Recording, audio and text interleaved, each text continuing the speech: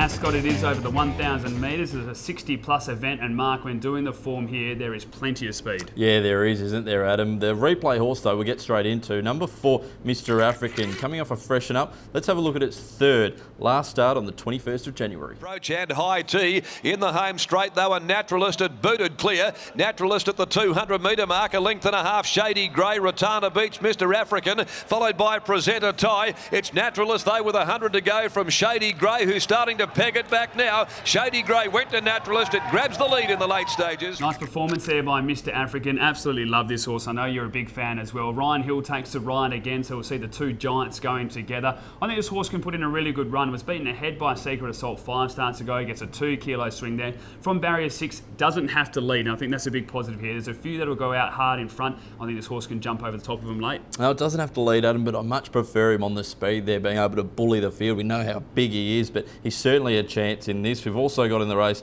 number 8, Disco-rific there, Adam. You're on top selection. Good win last start, went 3 wide and on the speed. Yeah, I've never thought of this horse as being tough, but last start really showed that. I think the Star Glitter form lines will hold up. We've seen Dayton, which beat it 3 starts ago, win since. Undisclosed, we know has won since as well. So the form lines there are good enough. Number 3 for me, with the speed expected as you mentioned, Adam. I think number 3, Ruby Can Run Fresh, will run a really nice race. Did that last preparation when fresh as well. Barrier 11, go back, ride cold, finish off. Trialled the house down as well. I really like that performance. Jared Noski rides so well for Graham Ballantyne. It has a great first up record. Has never finished outside the top 3.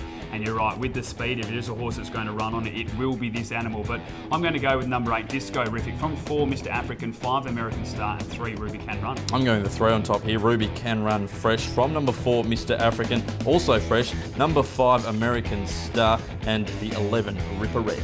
Race number 6 at Ascot. It's over the 1,800 metres, and Mark, again, another good event with horses coming into the race with form, which is what we'd love to see in a midweek. Yeah, these are one of those races I was talking about at the top, Adam. A few of this could surprise and head towards a WATC Derby. One of those is Delantero. Broke maiden status last start at Geraldton. Just Jaffa tackled by Blue Shadow Discorsia. Now Delantero, and he's coming down the outside here. Delantero opening up now, the son of Savabeel at the 150, sprints away from them.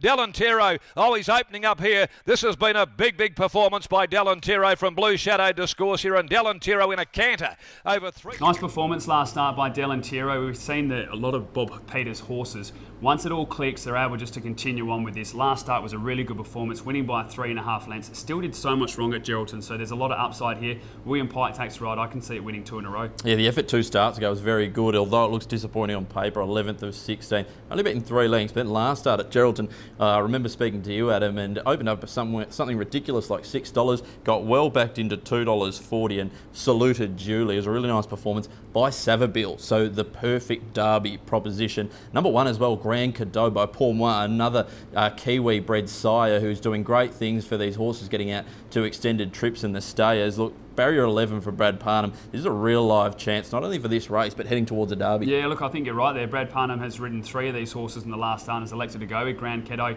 Now, the form lines from one of the question mark, Middle Earth, I don't think is a great horse. We've seen that a recent performance wasn't tremendous, but I think the further this horse goes, the better it's going to get as well. So that's the positive there. Barrier 11, there's going to be plenty of speed in this race with the likes of Trap for Fools and Gillen as well. So it's going to get a chance to run on strongly. Talk to me about horse number 9, Adam Gillen. Wears those Hallowell colours. Joseph Azzopardi rides for Lindsay Smith. I think the further the better. Only second up here over 1,800 metres, but again, one that could head towards an Oaks and a Derby. Yeah, look, I really agree with you. I think the first run, it might look plain on paper, but it was just a horse that was screaming out for further. And for that, I thought it was quite a brave performance. Now, from barrier 5, should get a nice run. Trap for Fools is going to want to lead this. It can just camp behind it. And I think with the improvement, it can play a part. It's my each way bet of the day, number 9, Gillen. From 4, Trap for Fools, 6, Burning Magic, and 2, Delantero. 2 Delantero on top for me. From the 1, Grand Cadeau, one of the best Quinellas for the day for me. Number 7, Latakia Fries, and the 10, Joyous Affair.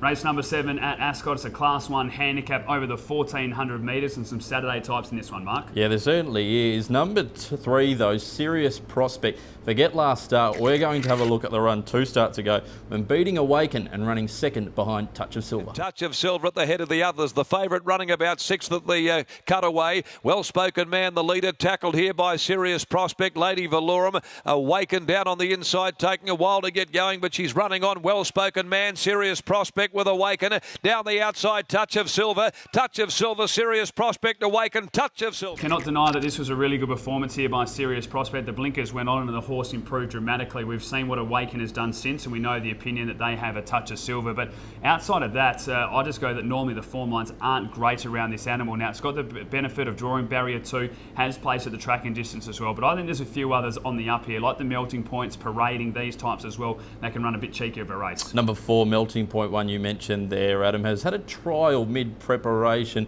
which isn't ideal, but some trainers are forced to go to, especially when the program doesn't set out right. Yeah, look, you're exactly right there. And then I thought the run over the 1,700 metres was okay. It was beaten by a really nice type in Friar S, which is certainly a Saturday animal. William Pike takes a ride here, I think, back to the track and distance, which it has won as well. From barrier 1, can sit just behind the leaders or lead and be very hard to get past. Number 5, Parading, 2 starts ago, was brilliant in the Magic Millions 3-year-old trophy. Ran 3rd behind Enchanted Dreams, which wears the same colours of Darling View thoroughbreds, but last start was a little bit disappointing, but got tangled up in a bit of trouble. Yeah, look, I think the key with this was last start it was slow away, and then when it gets crowded by horses, it really struggles. It wants 1,400 metres. It gets that now, and it also gets a 3 kilo claim. I think it's going to be really hard to beat. Can run a nice race again, going on that first up form. But I'm going to go with William Pike here on number 4, Melting Point. From 5, Parading, 1 Knuckle Down, and 6 Tucky's Lad. 5 goes on top for me with a couple of minute gear changes. From number 8, Barry's Rabbit, 9, Moss Tiara,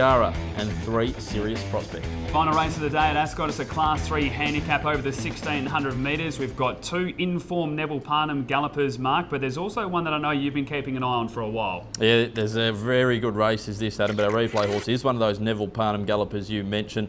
Number 1, What Did You Do, winning last start. By What Did You Do? Maximus Mack on the outside, inside of him trying to get clear. Checkers and Sebring Spy down on the rail. Calverin further back. What Did You Do? It hit the front from Checkers a length away with Maximus Mack and battling back Red Glow. It's What Did You Do? Red Glow coming again, but What Did You Do in front close to home. Another one for What Did You Do? What Did You Do? Score. Nice performance by What Did You Do? A second 3 starts ago, followed by 2 victories. Now, I remember speaking to Neville Parnham post-race, and I said, this is your new War God. This was a horse, of course, War God took so long to break through and then won about 5 of 7, I think it was, last campaign. This horse going for 3 in a row here. We've seen now can carry the weight. Doesn't do many things wrong down the straight, and I think from barrier 1 is certainly going to have a great opportunity to win again. Number 11, Celtic Wizard, comes into this race off a freshen up, which worries me somewhat, but the last start effort behind Madame was very, very good. Well, this is a horse you've been quite keen on for a little while now, and I really like it here. Barrier 3, the 55 kilos. The track record still concerns me. I know it finished 4th the last time it was here, but 8 starts has never placed. Just does not seem to handle it as well as Belmont, but I think this is a winnable race for the galloper. Number 13, Into Hood with Grant and Alana Williams. I think it's a good way to get out at the end of the day if you're in a bit of trouble. William Pike rides here from barrier 11. Look, second up, I think it'll get better out to further as well. 1,300 metres may have just been too short. Straight up to the 16. William Pike, as you mentioned, 54 kilos. There's a lot of positives here for a horse that hasn't won for 455 days, but I'm going to go with 11, Celtic Wizard. I'm willing to forgive a lot of its performances. From 6 from on, 1, What Did You Do? And 13, Into Hood. 13, Into Hood on top for me. From number 8, Sebring Spy with the blinkers on first time. 11, Celtic Wizard. And number 4, Black Smuggler. Time now to turn our attentions to the best bet of the card, and I'm going to follow in the great man in William Pike. I'm going with race 4, number 8, Key Lister, and race 7, number 4, Melting Point. Race 6, number 2, Delantero for me, also William Pike. And race 7, number 5, Parading. As we always say, you can follow us on social media. You can see all of that on screen at the moment. Of course, our YouTube channel, perthracing.com.au. Plenty of events coming up as well. On behalf of both of us, hopefully we found you plenty of winners.